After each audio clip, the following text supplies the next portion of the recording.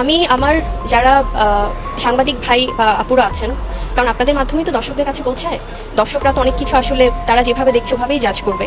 ও ভাইরে ভাই, বুবলির কন্যা সন্তানকে দেখতে হাসপাতালে চলে গেলেন ঢালিউডের কুইন অপু বিশ্বাস। সম্প্রতি বুবলি কন্যা সন্তানের মা হয়েছেন ইতিমধ্যে আমরা সোশ্যাল মিডিয়াতে জানতে পেরেছি। তাই তো সেই খবর শুনে নিজেকে আটকে রাখতে পারলেন না ঢালিউড কুইন অপু বিশ্বাস। পুরনো ভেদাভেদ এবং সবকিছুকে ভুলে হাসপাতালে গিয়ে বুবলির সন্তানকে কুলে নিয়ে তিনি মানবতার পরিচয় দিলেন এবং পুরনো সতীনকে কাছে পেয়ে আরো খুশিতে আবেগ আপ্লুত হয়ে পড়েছেন শাকিব খানের বর্তমান স্ত্রী শবনম বুবলি। তিনি জানিয়েছেন যে অপু দিদি আমার কাছে আসায় আমি অনেক বেশি খুশি হয়েছি। তো দর্শক, তোমরা কমেন্ট করে জানাবা যে অপু বিশ্বাস যে বুবলির সন্তানকে দেখতে হাসপাতালে ছুটে গিয়েছেন সেটা তোমাদের কাছে কেমন লেগেছে অবশ্যই এই ভিডিওর কমেন্ট বক্সে জানিয়ে দিবা। আর তোমরা যারা অপু বিশ্বাসের ফ্যান আছো, চ্যানেলটা এখনো সাবস্ক্রাইব করো নাই, তো প্রিয় ভাই দয়া করে চ্যানেলটি এখনই সাবস্ক্রাইব করে দাও। আমরা সকলেই জানি যে অপু বিশ্বাস এবং শাকিব খানের মধ্যে ডিভোর্স হয়েছে অনেকদিন আগেই, কিন্তু শাকিব খানের মায়া এখনো ভুলতে পারেননি অপু বিশ্বাস। তাই তো বুবলির কন্যা সন্তানকে দেখতে হাসপাতালে ছুটে গিয়েছেন অপু বিশ্বাস। এতে করে বোঝা যায় যে শাকিব খান এবং তার সন্তানের প্রতি এখনো মায়া আছে অপু বিশ্বাসের। শাকিব খান বর্তমানে রকিস্টার সিনেমার শুটিং নিয়ে ব্যস্ততা থাকলেও তার কানে যখন খবর পৌঁছেছে ইতিমধ্যে তিনি ঢাকায় এসে পৌঁছেছে,